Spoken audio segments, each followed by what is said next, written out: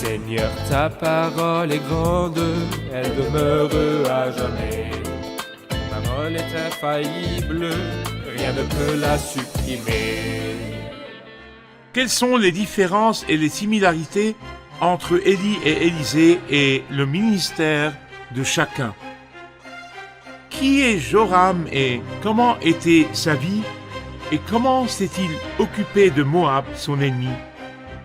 Est-ce que Dieu a abandonné Josaphat, le roi juste, quand il a fait un pacte et une alliance avec le méchant Joram?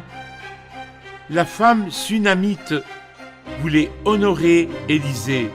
Est-ce que Dieu l'a laissé sans l'honorer?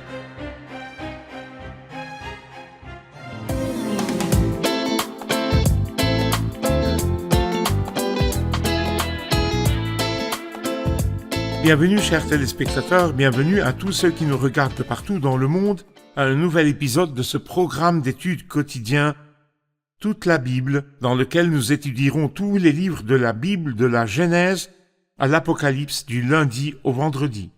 Nous sommes arrivés dans notre étude au livre de 2 Rois, l'un des livres historiques dans l'Ancien Testament. Aujourd'hui, s'il plaît à Dieu, nous étudierons les chapitres 3 et 4. Avant de commencer, je voudrais accueillir mes invités, les serviteurs du Seigneur, qui nous honorent de leur présence. Frère Isaac Elia, bienvenue. Merci. Frère Khaled Philippos, bienvenue. Merci beaucoup. C'est un honneur. Que Dieu vous Nous accueillons bénisse. aussi nos invités au studio, soyez les bienvenus.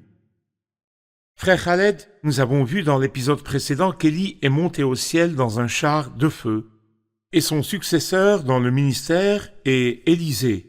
Je voudrais que vous nous montriez les similarités et les différences, une comparaison entre Élisée en tant que personne et Élie en tant que personne, entre le ministère d'Élisée et le ministère d'Élie. En fait, la seule similarité entre Élie et Élisée est que les deux étaient des serviteurs du Seigneur. Les deux ont été chargés d'accomplir une tâche donnée par Dieu. Mais du côté des différences, il y a beaucoup de différences. Car les serviteurs du Seigneur ne sont pas des copies l'un de l'autre ou la même chose qui se répète. Mais chacun a sa personnalité et chacun a son potentiel, chacun a ses talents et chacun a ses dons et chacun a ses plans dans le ministère. Le ministère d'Élie est un ministère lié au jugement et il est apparu soudainement en Israël. Il est apparu de nulle part. C'est absolument différent de ce qu'était Élisée. Nous savions ce que faisait Élisée. Quand Élie est venu l'oindre et lui a donné son manteau, il travaillait la terre. Il semait et labourait. Mais personne ne sait ce que faisait Élie. Tout ce que la Bible dit à propos d'Élie est qu'il était un résident de Galaad. De plus, le ministère d'Élie est lié au feu aussi. Il fait des miracles liés au feu qui vient du ciel, comme nous l'avons vu dans les épisodes précédents. Mais Élisée, les miracles qu'il a accomplis sont liés à l'eau. Par exemple, il a purifié l'eau dans la terre infertile, il a amené l'eau aux armées qui étaient en danger extrême, comme nous le verrons encore un peu. C'était son ministère, et ceci nous montre le type de ministère. Que le ministère d'Élie était un ministère qui avait l'esprit de la loi. Le ministère du feu. Exactement, un ministère de feu qui a l'esprit de la loi. Mais le ministère d'Élisée est lié à la miséricorde de Dieu qui répond et subvient aux besoins de l'homme. Élie, l'homme de Dieu, était connu pour son isolation. Il n'était pas sociable par nature, mais il était connu pour son isolation et son tempérament colérique, et il était dur envers lui-même et envers les autres, même dans son apparence et ses vêtements. Mais l'homme de Dieu, Élisée, était l'opposé. Il avait une très grande école et avait beaucoup de disciples. À un moment, ils sont arrivés à 100 disciples. Et ce n'est pas un petit nombre, mais c'est un grand nombre dans un pays plein de paganisme et d'idolâtrie. La fin du ministère d'Élisée est différente de celle d'Élie. Élie est monté au ciel sans tomber malade ni mourir. Mais quant à l'homme de Dieu Élisée, Dieu a permis qu'il tombe malade. Et à cause de cette maladie, Élisée, l'homme de Dieu, est mort. Ils sont différents l'un de l'autre, que ce soit au début, ou bien à la fin, ou dans leurs actions dans le ministère, ou même dans le type de ministère, ou leur méthode de ministère. Et comme je l'ai dit plus tôt, ceci nous enseigne que les serviteurs ne sont pas des copies, et je prendrai cette opportunité de dire que chacun a son propre genre de ministère. Donc nous devons éviter de nous adapter à la personnalité de quelqu'un d'autre et un autre serviteur que nous aimons peut-être. Mais si Dieu appelle quelqu'un au ministère, si Dieu donne un talent à quelqu'un, il doit accomplir ce ministère et ce don sous la supervision divine, comme Dieu les a créés, comme Dieu veut qu'ils soient.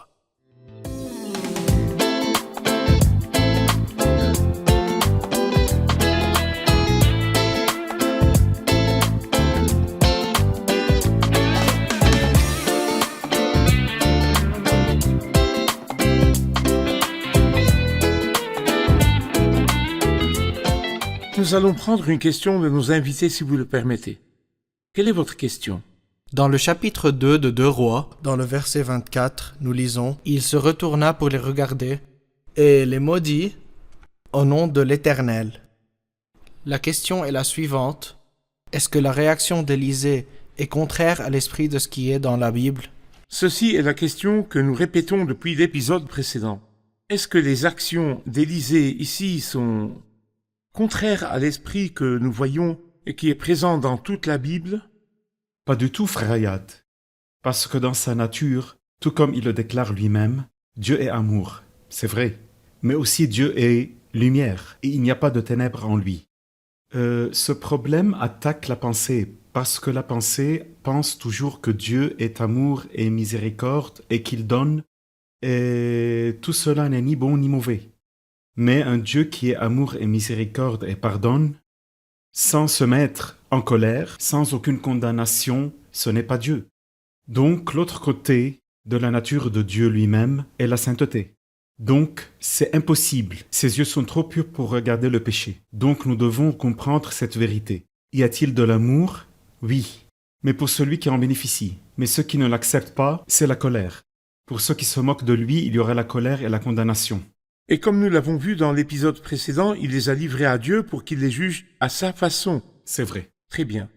Je voudrais lire quelques versets dans le chapitre 3 et je vous poserai ensuite une question, frère Khaled. Allez-y. Joram, le fils d'Akab, devint roi d'Israël à Samarie, la 18e année du règne de Josaphat sur Juda. Il régna 12 ans. Il fit ce qui est mal aux yeux de l'Éternel, mais pas autant que son père et sa mère.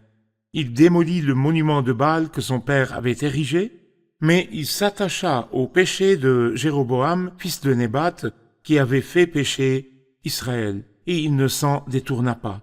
Mécha, le roi de Moab, possédait des troupeaux. Il payait au roi d'Israël un tribut de 100 000 agneaux et de 100 000 béliers avec leur laine. À la mort d'Akab, le roi de Moab se révolta contre le roi d'Israël. Je voudrais un commentaire sur ce personnage, la personne de Joram, le fils d'Akab. Joram, comme nous l'avons vu dans l'Écriture, est le fils d'Akab, le frère d'Akazia. Et Akazia a régné parce qu'il était plus vieux. Mais il a régné pendant une courte durée et est mort. Après cela, quand Akazia est mort sans lignée, son frère Joram a régné à sa place. Et je pense qu'il y a une leçon morale dans la mort d'Akazia que Dieu voulait donner à Joram. Mais malheureusement, Joram a appris la leçon d'une façon lente et d'une façon mauvaise. Comment? Quand il a pris le trône et a commencé à régner, tout ce qu'il a fait est de détruire le pilier de Baal. C'est comme s'il voulait plaire à Dieu de n'importe quelle façon. Et certains agissent juste comme ceci. Ils veulent plaire à Dieu, donc ils arrêtent de commettre un péché. Il a arrêté un grand péché, c'est probable que le pilier de Baal que Joram a enlevé est un grand pilier et avait une grande popularité, donc Joram l'a enlevé. Et il y a des gens qui font cela. Ils se disent que s'ils veulent plaire à Dieu, ils doivent au moins arrêter de commettre l'un des péchés visibles majeurs. Et ensuite, ils s'arrêtent. Ils reçoivent la faveur de Dieu. Il n'a pas compris, Joram n'a pas compris. La sainteté ne veut pas dire que nous arrêtons partiellement de pécher. Mais la sainteté, ou je dirais la repentance, ou le fait de revenir à Dieu veut dire de se détourner complètement du péché. Il a enlevé le pilier de Baal, mais il a fait quelque chose de pire. Il s'attacha au péché de Jéroboam, fils de Nébat, qui avait fait pécher Israël. Et nous savons que le mal de Jéroboam s'est étendu de Béthel à Dan. Et il a fait 2 veaux et a établi un mauvais système religieux qui était trivial et contre Dieu.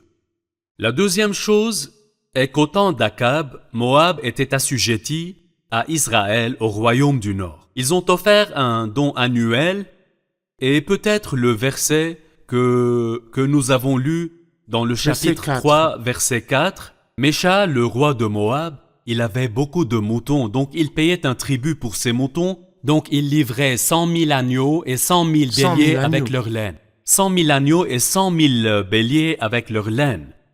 Après la mort d'Akab, le roi de Moab voulait avoir son indépendance.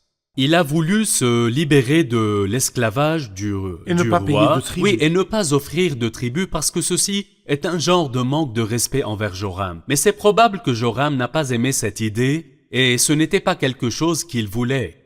Donc il a établi une amitié avec le roi de Juda, c'est le royaume du sud, et il a voulu reprendre le contrôle sur Moab. Et en fait, ils sont arrivés à une impasse et toutes les armées allaient être détruites à cause de cette histoire. Et Josaphat est allé consulter Élisée, le prophète de Dieu, et le prophète de Dieu Élisée est venu et a levé la tête de Josaphat, mais il n'a jamais aimé le méchant roi Joram. Frère Isaac, comme Josaphat est mentionné ici, quand Joram a su que Mécha, le roi de Moab, voulait son indépendance et voulait combattre contre lui, mais il ne pouvait pas le faire seul, il a demandé l'aide de Josaphat. Josaphat a fait un pacte et une alliance avec Joram, le méchant roi, bien que Josaphat soit un roi bon et pieux. Comment Dieu est-il intervenu pour éviter ce désastre? Frère Hayat, ceci est un exemple du fait que ce n'est pas la volonté de Dieu, mais il le permet, aimer des obstacles. Donc Dieu est intervenu. Et il a levé la tête de Josaphat.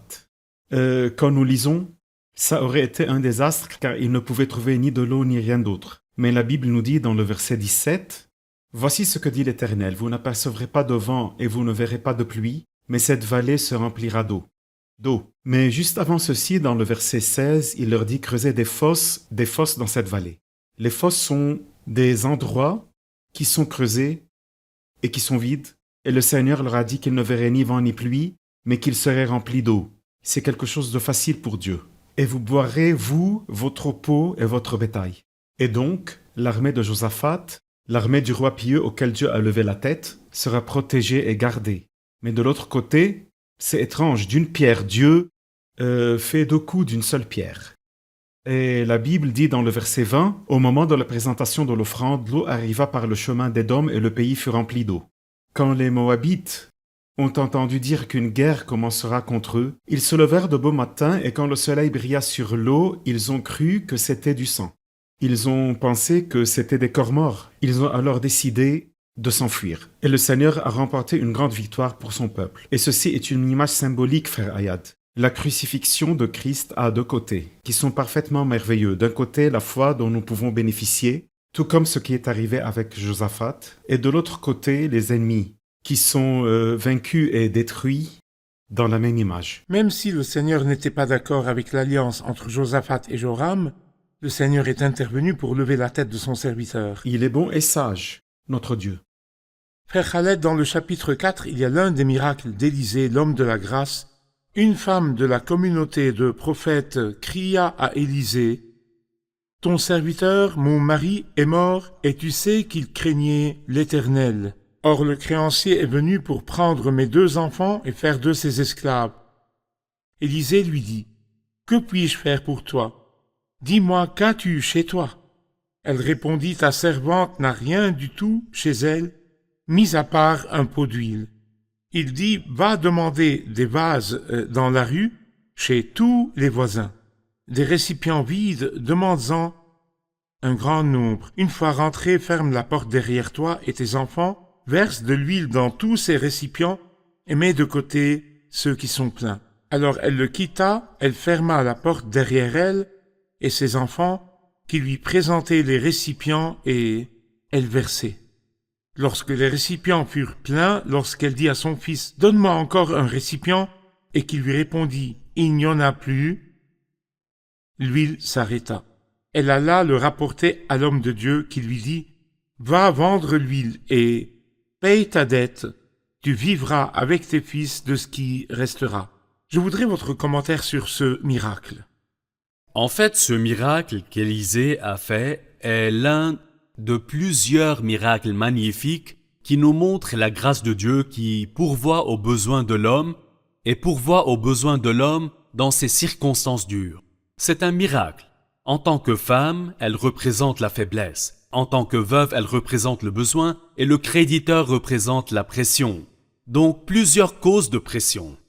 Et elle n'avait presque rien chez elle, donc même l'homme de Dieu était gêné quand elle lui a parlé de son problème et a dit qu'il n'y avait rien du tout chez elle, mais rapidement, elle s'est souvenue de la jarre d'huile. Et cette jarre d'huile nous montre que les choses que les gens n'apprécient pas souvent peuvent être la source de Dieu pour pourvoir aux besoins. Et je peux en tirer une leçon. La croix, l'œuvre de Christ, le sacrifice de Christ, peut-être aux yeux du peuple et spécifiquement la nation qui a refusé Christ. Il n'avait ni beauté ni splendeur, méprisé, propre à attirer nos regards. Bien sûr, la forme n'accordait pas d'importance à la jarre d'huile, et les gens n'ont pas accordé d'importance à Christ et il a été méprisé et opprimé et rejeté. Il n'avait ni beauté ni splendeur, mais en fait, il était le seul chemin de Dieu pour le salut de l'homme face à leur problème éternel, le péché. Au temps de l'apôtre Paul, les gens étaient divisés en deux groupes. Un groupe qui considérait la croix de Christ comme insensée et un autre groupe qui considérait la croix de Christ comme une faiblesse. Mais l'apôtre Paul déclare par le Saint-Esprit que c'est le pouvoir de Dieu pour le salut de tous ceux qui croient. En effet, le message de la croix est une folie pour ceux qui périssent, mais pour nous qui sommes sauvés, il est la puissance de Dieu. Donc, ce que les gens méprisent et rejettent est entre les mains de Dieu une source de dons et de provision des besoins. C'est-à-dire ici le miracle de payer la dette et d'enrichir les pauvres. C'est ce qu'Élisée a fait. Exactement, la grâce qui paie la dette et garantit ce qui vient. Et c'est ce que la grâce a fait pour nous. Exactement. Nous ferons une pause et nous serons de retour pour continuer notre discussion sur ce chapitre très important. Chers téléspectateurs, nous nous reverrons après la pause. Restez branchés.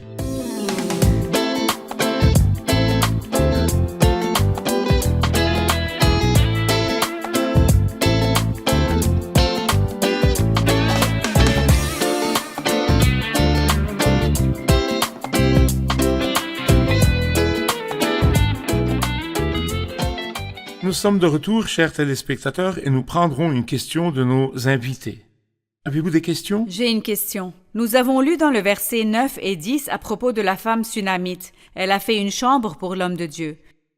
Quelle est la récompense qu'Élisée a donnée pour l'honneur que la sunamite lui a fait?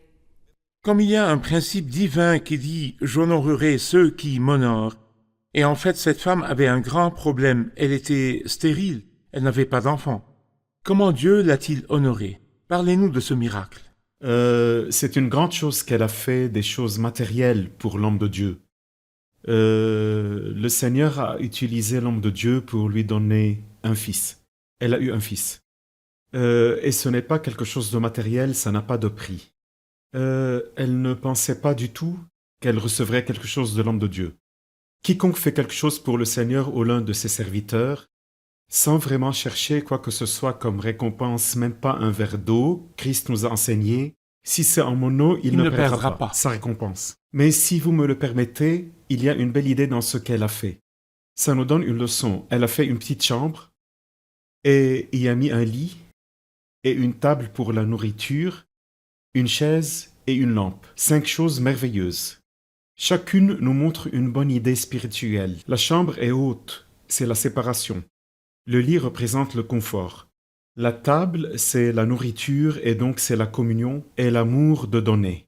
La chaise, pour que la personne puisse s'asseoir. Et s'il veut faire quoi que ce soit ou lire, la lampe représente le témoignage. Je voudrais résumer et dire combien c'est merveilleux que notre relation avec Christ soit dans ce grand cercle, que nos maisons soient une chambre, où il y a une table pour la nourriture, où Christ est présent et se reposerait dans cette maison. Il s'assoirait sur la chaise et être le maître de cette maison. Cette maison sera une lampe pour lui. C'est pour cela que le Seigneur l'a récompensé et lui a donné un fils. C'est comme ça que le Seigneur l'a Oui, honoré. et quand le fils est mort, Dieu a utilisé Élisée pour le ressusciter. C'est un peu étrange que nous voyons ces deux miracles successifs avec des femmes. Le premier était avec une femme très pauvre qui avait 2 fils et des dettes. La deuxième femme était très riche, mais n'avait pas d'enfants. d'enfants. Et Élisée a traité avec les deux. Est-ce que cela nous dit quoi que ce soit sur le ministère du Seigneur quand il est venu chez les pauvres et les riches? S'il vous plaît, parlez-nous plus de cela. Le Seigneur est venu chez nous comme vous l'avez montré. Le Seigneur a honoré les pauvres et s'est occupé de la femme qui a mis les 2 sous. Elle était pauvre. Pauvre. Et les riches ont tellement aimé le Seigneur et il aimait être avec eux, comme Nicodème. Et aussi Joseph d'Arimathée, un homme respectable qui est apparu dans l'histoire de l'enterrement de Christ. Le Seigneur ne distingue pas entre le pauvre et le riche, entre l'homme et la femme. Le Seigneur cherche ceux qui ont le cœur pur et le recherche fidèlement. Ceci me rappelle Jéricho où le Seigneur est entré. Il s'est occupé d'un homme pauvre nommé Bartimée. C'est Bartimée, l'homme bien. aveugle, et il a rempli ce besoin. Il a Très aussi bien. traité avec un homme riche appelé Zaché qui voulait voir Jésus et le Seigneur a exaucé son souhait parce qu'il avait besoin de lui. Et ceci nous dit que les pauvres et les riches ont besoin de Christ. Très bien. L'humanité en général a besoin du Sauveur. Très bien. Frère Khaled, quand je lis le verset 38, je lis à propos d'un miracle un peu étrange. Élisée est revenu avec le fils des prophètes, et il y a eu la famine dans le pays, et les fils des prophètes étaient devant lui, et il y avait une grande marmite, et l'un d'eux a amené de la nourriture pour cuisiner. Ensuite, il a amené la nourriture et l'a mise dans la marmite et a cuisiné. Les gens ont commencé à manger, ont servi à manger à ces hommes, mais ils s'écrièrent « La mort est dans la marmite, homme de Dieu ». Qu'est-ce qu'Élisée a fait pour résoudre le problème?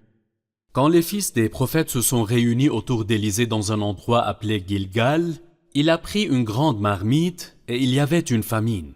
Donc l'un d'entre eux est allé dans le champ pour amener des légumes et il a amené de la vigne sauvage et des coloquintes sauvages. Et il les a mises dans le potage et les a coupées en morceaux. Et c'était quelque chose de mal de manger des coloquintes mouillées, qui sont des citrouilles sauvages. Mais alors l'homme de Dieu est intervenu et a réparé les choses sans gaspiller la marmite. Au lieu de cela, il leur a demandé d'amener de la farine et de mettre la farine dans la marmite et ça a réparé le problème et ils en ont donné aux hommes. Et ils ont mangé et ont été repus en mangeant de la nourriture qui était amère et problématique avant cela. Et cela nous rappelle, quand nous nous réunissons autour de Jésus-Christ et nous adorons son nom, il fait les 2 services en même temps.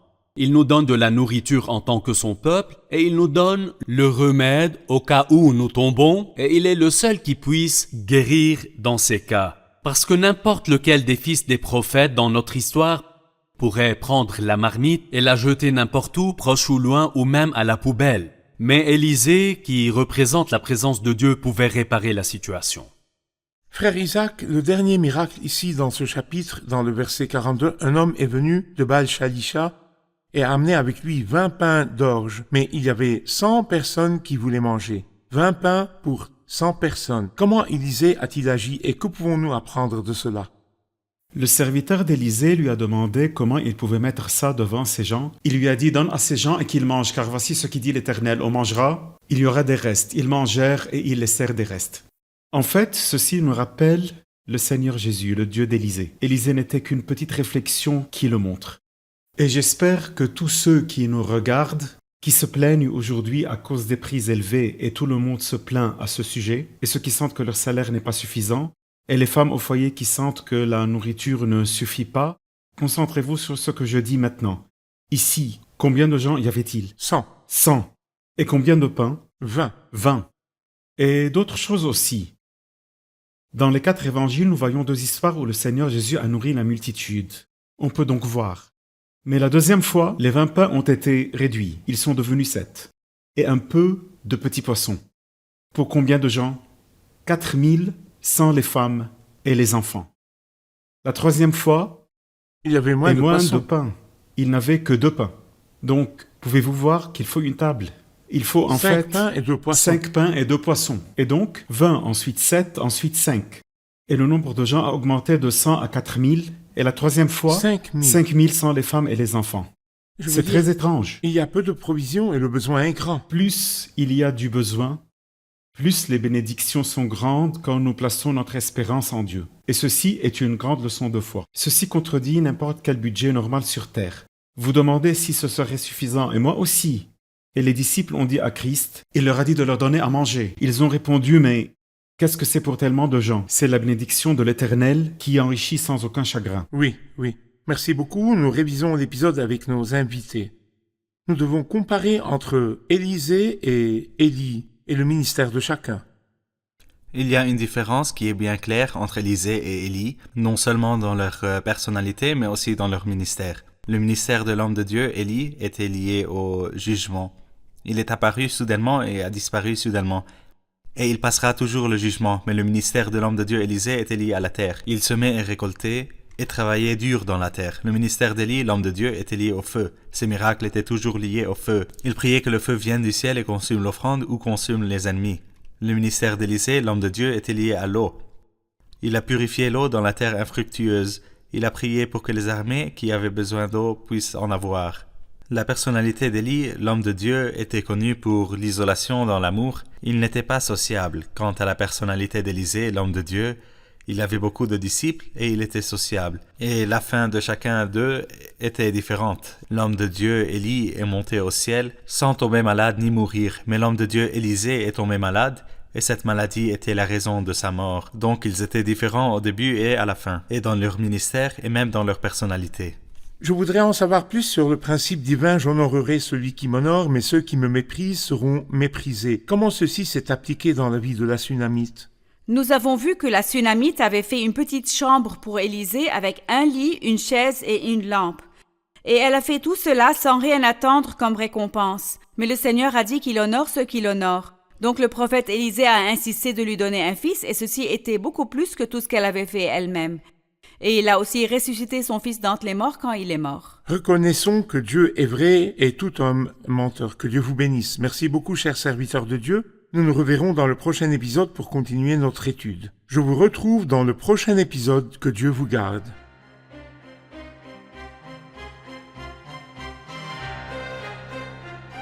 Naaman le Syrien était le commandant de l'armée du roi de Syrie, mais il était un lépreux. Comment ce grand homme a-t-il pu vivre en tant que lépreux? Que dit la loi de l'Ancien Testament sur comment agir avec un lépreux? Pourquoi Naaman, le commandant de l'armée de Syrie, a-t-il refusé la parole d'Élisée d'aller se lever dans le Jourdain 7 fois? Seigneur, ta parole est grande, elle demeure à jamais. Ta parole est infaillible, rien ne peut la supprimer.